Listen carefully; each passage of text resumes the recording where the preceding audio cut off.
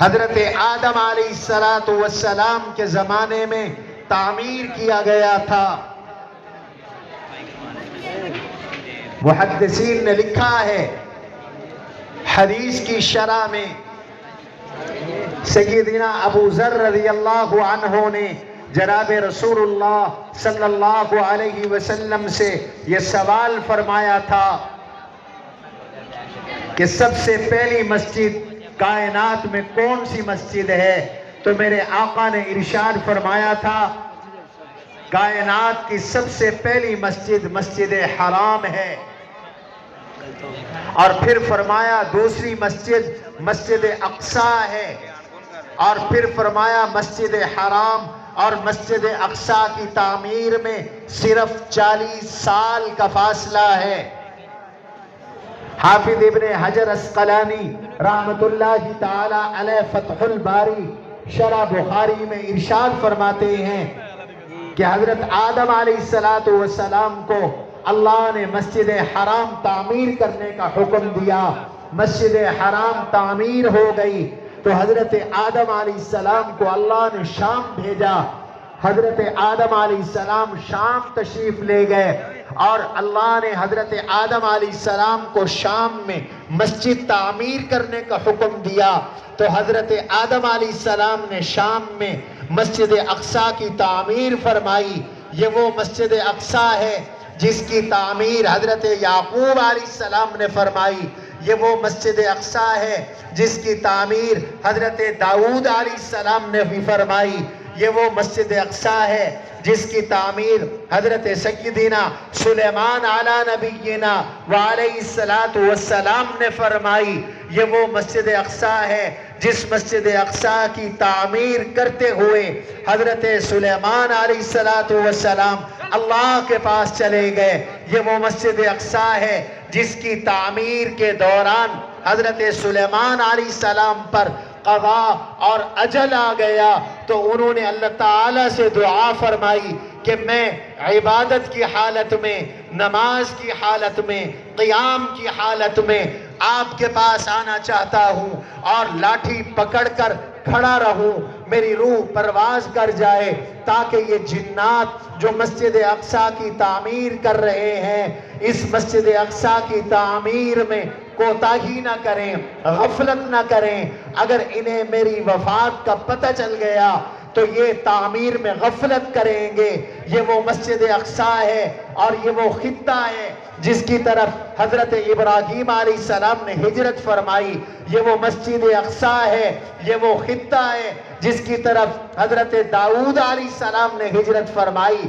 یہ وہ خطہ ہے جس خطے کی طرف اللہ نے بہت سے انبیاء علیہ السلام کو ہجرت کروائی۔ یہ وہ خطہ ہے جو برکت والا ہے۔ یہ وہ مسجد ہے جس کے بارے میں میرے آقا نے ارشاد فرمایا لا تشد الرحال الا الى ثلاثه مساجد۔ دنیا کی تمام مسجدوں میں نماز پڑھنے کا ثواب، اجر، فضیلت برابر ہے، صرف 3 مسجدیں ہیں۔ ان مسجدوں میں نماز ادا کرنے کا ثواب زیادہ ہے۔ ان مسجدوں میں نماز ادا کرنا باعث فضیلت ہے، اور ان میں پہلی مسجد فرمایا مسجد حرام ہے، اور مسجد حرام میں 1 نماز کا اجر اللہ کے نبی علیہ السلام نے ارشاد فرمایا تھا 1,00,000 نماز کے برابر ہے۔ دوسری مسجد اقصی کا ذکر فرمایا، مسجد اقصی میں 1 نماز پڑھنے کا اجر ایک روایت کے مطابق 500 نمازوں کے برابر ہے، ایک روایت کے مطابق 400 نمازوں کے برابر ہے، ایک روایت کے مطابق 50,000 نمازوں کے برابر ہے، اور تیسری مسجد نبوی ہے۔ اللہ مجھے آپ کو بار بار مسجد نبوی کی حاضری بھی نصیب فرمائے، مسجد حرام کی حاضری، بیت اللہ کا طواف بھی نصیب فرمائے، اور وہ دن بھی دکھائے کہ جب مجھے آپ کو امت مسلمہ کو اللہ مسجد اقصی کی نماز عطا فرمائے۔ آمین کہو۔ یہ وہ مسجد اقصی ہے، یہ وہ مسجد اقصی ہے جس کے بارے میں اللہ کے نبی علیہ السلام نے ارشاد فرمایا تھا لا تزالو من هذه الامة طائفة ظاہرین علی الحق لا يضرهم من خذلهم ولا من خالفهم حتى يأتي امر اللہ او کما قال. میری امت میں ایک طبقہ رہے گا، میری امت میں ایک جماعت رہے گی، میری امت میں کچھ لوگ رہیں گے اللہ کی طرف سے منصور ہوں گے، مدد یافتہ ہوں گے، ان کی مدد اترتی رہے، ان پر مدد اترتی رہے گی. لا یضرہم من خذلہم ولا من خالفہم.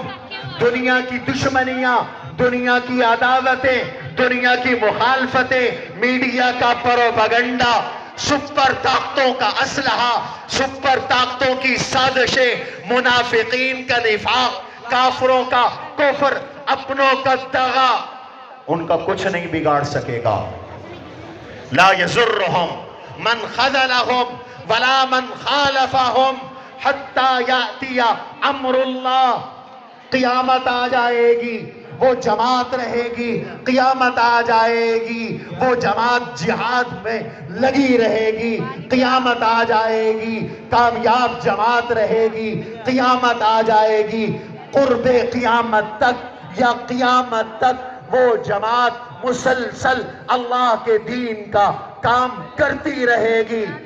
انہیں کوئی مٹا نہیں سکے گا، نہ انہیں ایٹم بم مٹا سکیں گے، نہ انہیں فاسفورس بم مٹا سکیں گے، نہ انہیں کسی سپر طاقت کے اسلحے مٹا سکیں گے، نہ کسی کی فضائی فوج مٹا سکے گی، نہ کسی کی زمینی فوج مٹا سکے گی، نہ کسی کی سمندری فوج مٹا سکے گی، نہ انہیں کوئی ایئر فورس مٹا سکے گی، نہ کوئی نیوی مٹا سکے گی، نہ کوئی آرمی مٹا سکے گی، نہ دنیا کا اتحاد مٹا سکے گا.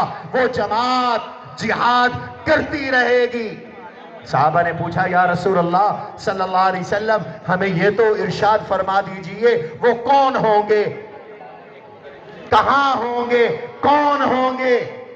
میرے آقا نے ان کی علامت بیان فرمائی، میرے آقا نے ان کی نشانی بیان فرمائی. ارشاد فرمایا وہ منصور جماعت، وہ مدد کی ہوئی جماعت، وہ کامیاب جماعت، وہ دین کے لیے ڈٹ جانے والی جماعت، وہ مٹھی بھر ہو کر لاکھوں سے ٹکرا جانے والی جماعت، وہ دنیا کی سپر طاقتوں سے بھیڑ جانے والی جماعت مسجد اقصی اور مسجد اقصی کے ارد گرد ہوگی. فیصل آباد اور پاکستان کے مسلمانوں، آج کہا جاتا ہے اسرائیل کا مقابلہ کیسے ہوگا؟ امریکہ اس کی پشت پر، برطانیہ اس کی پشت پر، امریکہ کا اسلحہ پہنچ رہا ہے، برطانیہ کا وزیر اعظم اسلحے کا جہاز لے کر خود پہنچا ہے. عالم کفر متحد ہے، عالم اسلام میں بہت سارے منافق کا کردار ادا کر رہے ہیں، لیکن یاد رکھو دنیا نے دیکھا ہے، دنیا دیکھے گی. امریکہ الٹا ہو جائے، امریکہ سیدھا ہو جائے، عالم کفر سارا اسلحہ نکال لے، انشاءاللہ فلسطین میں حق رہے گا اور حق غالب آ کر رہے گا. کہو انشاءاللہ. حماس اس وقت دنیا میں آل حق نمائندہ تنظیم ہے جو جہاد کر رہی ہے.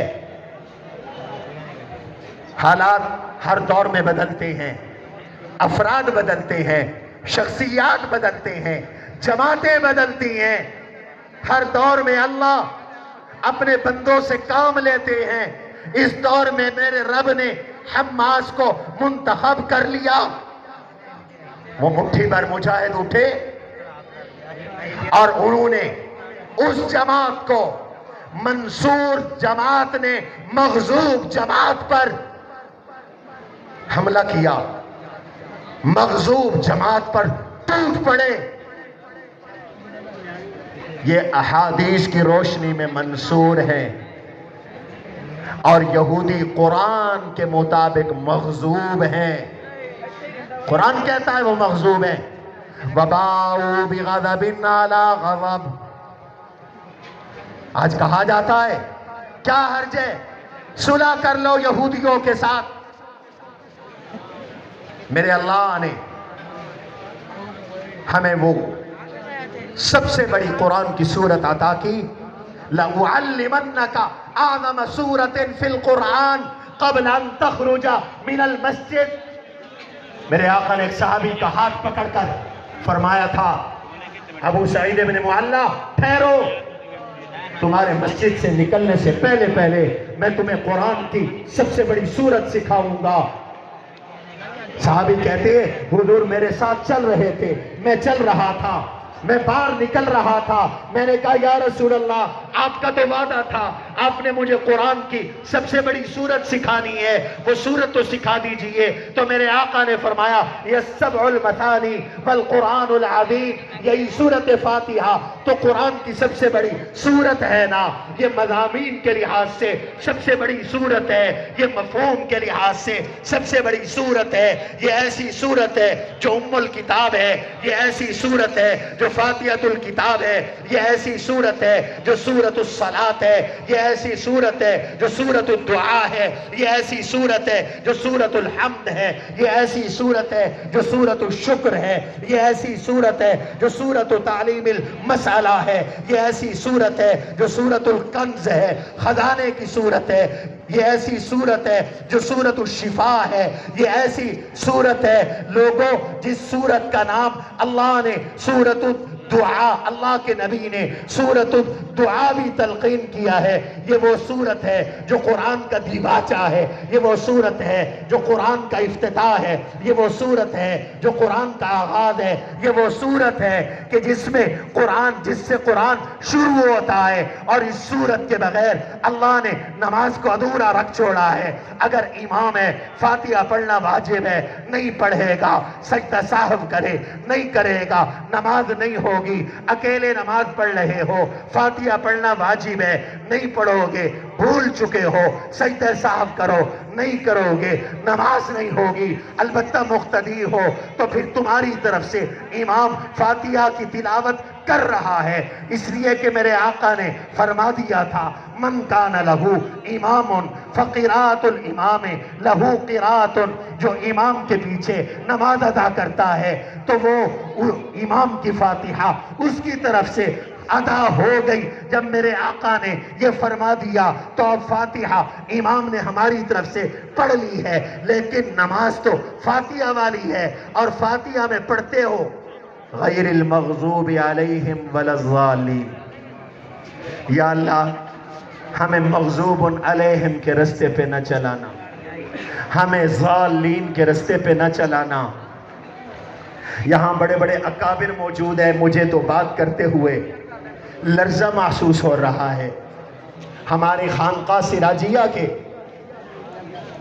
سجادہ نشین حضرت اقدس حضرت خواجہ خلیل احمد صاحب دامت برکاتہم العالیہ موجود ہیں، ہمارے قائد پنجاب مولانا قاضی عبدالرشید صاحب دامت برکاتہم شیخ الحدیث موجود ہیں، ہمارے عالمی مجلس تحفظ ختم نبوت کے رہنما حضرت مولانا محمد اعجاز مصطفیٰ صاحب دامت برکاتہم سے پوچھو، حدیث تفسیر پڑھانے والے ہیں ہمارے حضرت مولانا پیر عتیق الرحمن ہزاروی دامت برکاتہم سے پوچھو، غیر المغضوب علیہم کون ہے؟